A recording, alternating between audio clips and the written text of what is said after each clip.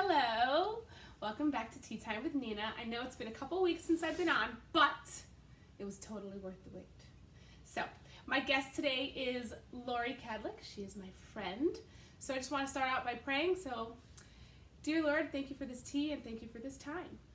So, hi Lori. Hello, Nina. Welcome to my show. Thank you for having me. I'm so happy about it. Okay, so I have a few questions for you. Yes. That I'd like you to answer, and then I'd like you to talk freely about anything that you feel that you want to share. Okay.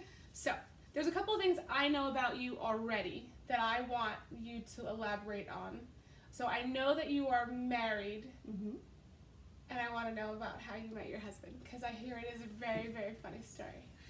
Well, I was married previously, and then I was a single mom for 10 years, and I had some very unsuccessful forays into the dating world. And I had said at that point, God, no more. If you want me to meet somebody, you're going to have to send him to me. So I didn't do any online dating or anything like that. But one, quiet weekend, I just did a little window shopping on a site called Christian Cafe. And there was somebody on there who had the same exact scripture verse, which is kind of unusual. It's not a very popular verse in society today. It's Ephesians 5, Okay.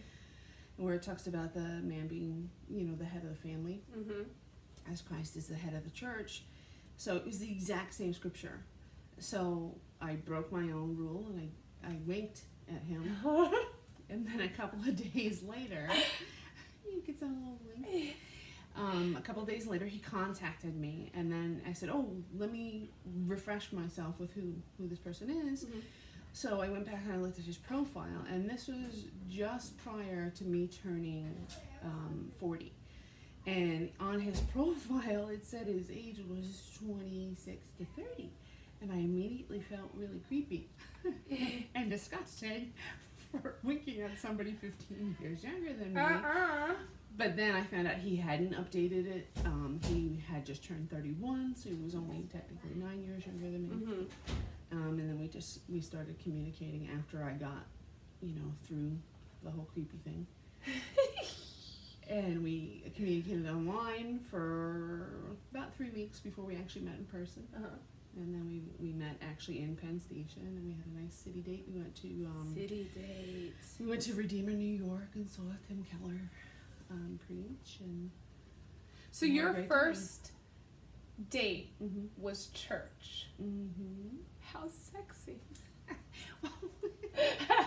We went out for like a little breakfast first, and then we went for a church, and then we walked around the city and did lunch and stuff. So it was a full day. Mostly. It was actually Super Bowl Sunday, which I didn't understand until later what a big deal that was, because my husband was known amongst his family and friends and coworkers for being just like this football nut. So he actually, kind of was prepared to give up his day. But we made it an early day. To meet up with you. Yes, but we made it an early day. I had to be home for when my kids got home from their dads. But it was a great date, obviously. Okay, how long after your first date did you guys get married? 364 days. You hear that, people? You don't need to date for forever. When you know, you know. Yeah, we definitely thought, I never thought I'd date somebody younger who had never been married. He never thought he'd date anybody who had been divorced who had children. That, there's biblical reason for divorce, and there's, God, we felt that it was God-given, and also not a big fan of long engagements, feeling like, especially as older adults, Well, get down to the nitty-gritty. yeah, and don't want to, You don't want to live in sin. Don't want to succumb to temptation for, an 18-month engagement. So on top of the dating that you've already done. So, I mean, like, by the time you realize you want to marry the person, it's because, sorry, this is going to sound crude, but it's because you want to get in their pants. Partly. that's and valid. to, like, put another year and a half between you and that opportunity? No. So we were engaged we got engaged in April. We met in January. We actually physically met in the beginning of February. We were engaged by the end of April, and then married that following January.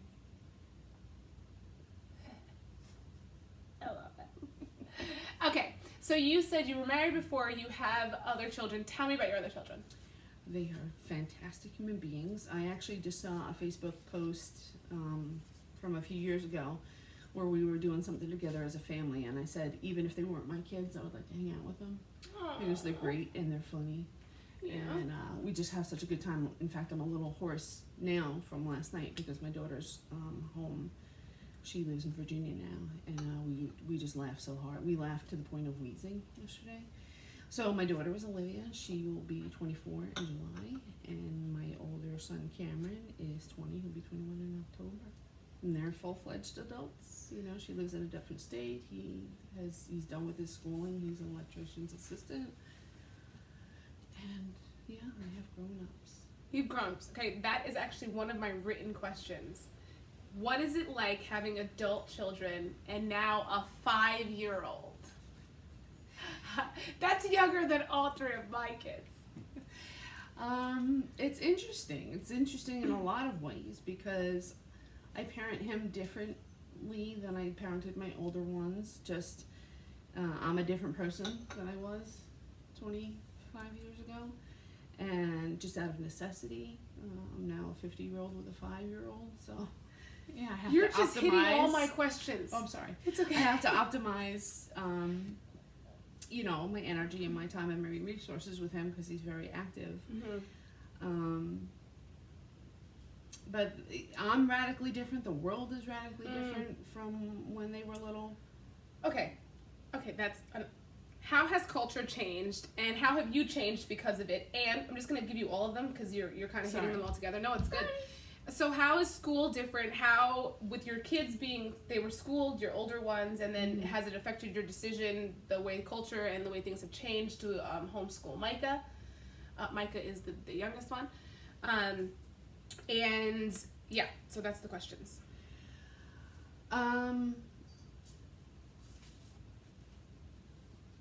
I mean, it's only 2 decades, but I feel that society and just the world is much, as far as parenting, is much more kid-centric than it was. Kid-centric. Yes. Give me more. Kid-centric in not a good way, meaning that I don't know why the shift of society where people are afraid to discipline their children. Afraid of judgment or afraid of persecution in some way. Just in the same way that silly humor in the 70s is not acceptable now. I'm not talking about anything that's hateful, but things that may be just somewhat silly. People are offended by now. Yeah. Everybody's afraid of everything. We live in an age of liability. Yeah. So I feel like kids are given a lot more power than they used to have. Well, they should have. They're not even capable of wielding it. Right. There was, for sure, a definite hierarchy between parents and children 20 years ago, and I find that the lines are a little bit more blurred now. Not only that, but just materially, just like, I'm going to say 30 years ago, the wedding business just bloomed. Everybody found something to make money off of. I think it's the same way with children. When I had my older son, you changed a diaper, you put a washcloth on top of them so they wouldn't pee on the changing table. Now there's like 6 different products that you can buy to put there. Cup. Yeah, a little cup, a little baseball, you know. And so I feel like that's part of it. Where I thought of that. Yeah, I had this stupid little cup. Well, because it existed. It didn't exist for my older one. Okay. So I think that's where I'm coming from with the kid centric. It's just more there's more of a power. I mean, that drives consumerism, that drives, you know, societal things. And like I said, we live in the age of liability now where everybody's worried about everything. Yeah. As far as schooling, they did go through public school. I didn't know much about homeschool at all. It wasn't in my circle of friends or even in my church. And I had no problem. I actually came from a school district that was tremendous, but very good.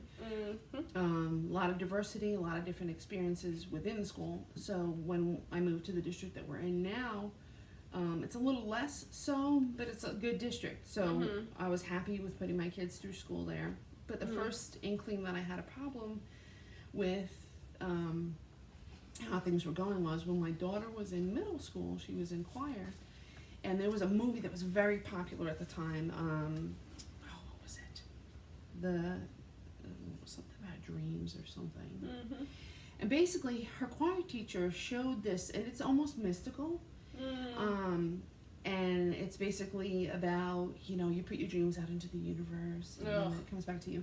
And she had them make vision boards, and it was almost like an indoctrination into her belief system. Mm-hmm. And I didn't appreciate that, Yeah. especially because if it was the other way around and somebody showed something Christ-centric, people would have been up in arms. So even then, 20 years ago, there was the same type of hostility, I'm going to call it hostility, it's just what it is, towards Jesus and Christianity and all that.